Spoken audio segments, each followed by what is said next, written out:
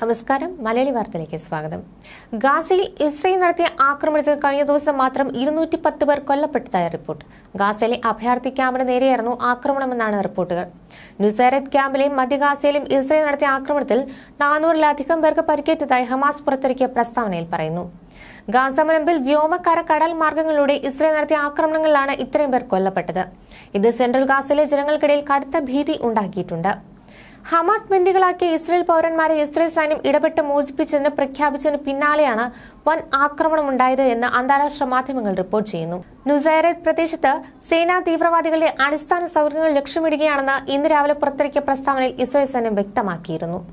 കൊല്ലപ്പെട്ട 100ഓളം പേരുടെ മൃതദേഹം അൽ-അഖ്സ ആശുപത്രിയിലേക്ക് മാറ്റിയിട്ടുണ്ട്. വ്യാഴാഴ്ച നുസൈറത്തിലെ UN സ്കൂളിൽ നടന്ന വ്യോമാക്രമണത്തിൽ 3 സ്ത്രീകളും 9 കുട്ടികളും അടക്കം 33 പേർ കൊല്ലപ്പെട്ടതിന് പിന്നാലെയാണ് ഇന്നലെയും ആക്രമണം നടന്നത്.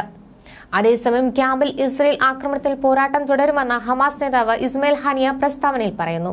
ഞങ്ങളുടെ ജനങ്ങൾ കീഴടങ്ങില്ല. ഈ ക്രിമിനൽ ശത്രുവിന് മുന്നിൽ നമ്മുടെ അവകാശങ്ങൾ സംരക്ഷിക്കുന്നതിനായി ചെറുത്തുനിൽപ്പ് തുടരും എന്ന് അദ്ദേഹം പറയുന്നു.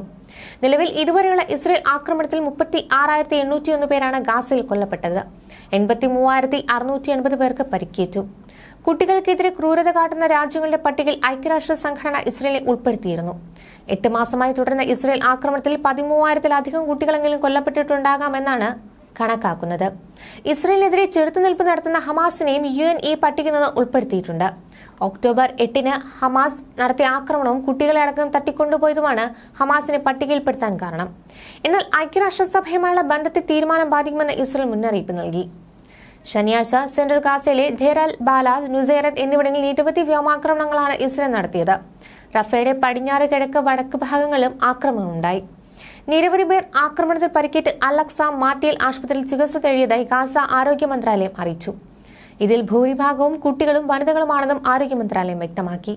പരിക്കേറ്റ പലരും നിലത്താണ് കിടക്കുന്നത്. അവരെ രക്ഷപ്പെടുത്താനുള്ള ശ്രമങ്ങൾ ആരോഗ്യ പ്രവർത്തകർ തുടരുകയാണ്. ആശുപത്രിയിൽ പ്രാഥമിക സൗകര്യം മാത്രമേ ഉള്ളൂ. മരുന്നുകൾക്കും ഭക്ഷണത്തിനും കടുത്ത ക്ഷാമം അനുഭവപ്പെടുന്നുണ്ട്. ഇന്ധനമില്ലാത്തതിനാൽ ആശുപത്രിയിലെ പ്രധാന ജനറേറ്ററിന്റെ പ്രവർത്തനം നിർത്തുകയാണെന്നും ആരോഗ്യ മന്ത്രാലയത്തിന്റെ അറിയിപ്പിൽ പറയുന്നു. പരിക്കേറ്റ നിരവധി പേർ ഇപ്പോഴും തെരുവുകളിൽ കിടക്കുന്നുണ്ടെന്നും ആരോഗ്യ മന്ത്രാലയം വ്യക്തമാക്കി. 1 വർഷത്തിനിടെ കുട്ടികൾക്ക് നേരെയുള്ള അതിക്രമം കണക്കിലെടുത്താണ് UN സെക്രട്ടറി ജനറൽ ആന്റണിയോ ഗുട്ടറൻസ് ഇസ്രയേലിനെ കരിമ്പട്ടികയിൽപ്പെടുത്തിയത്. കുട്ടികളുടെ കുരുതിക്ക് പുറമെ അടിയന്തര സഹായ വാഹനങ്ങൾക്ക് അനുമതി നിഷേധിക്കലും സ്കൂളും ആശുപത്രികളും തകർക്കലും ഇസ്രയേലിനെ പട്ടികയിൽപ്പെടുത്താൻ കാരണമായതിന്റെ വിശദീകരണം അടുത്തയാഴ്ച രക്ഷാസമിതിക്ക് മുമ്പാകെ അവതരിപ്പിക്കുന്ന റിപ്പോർട്ടിലാണ് ഇസ്രയേലിന്റെ പേരുള്ളത്. ഹമാസ്, ഫലസ്തീൻ, ഇസ്ലാമിക് ജിഹാദ് സംഘടനകളുടെയും UN പട്ടികയിൽ ഉൾപ്പെടുത്തിയിട്ടുണ്ട്. ന്യൂസ് ഡെസ്ക്, മലയാളി വാർത്ത.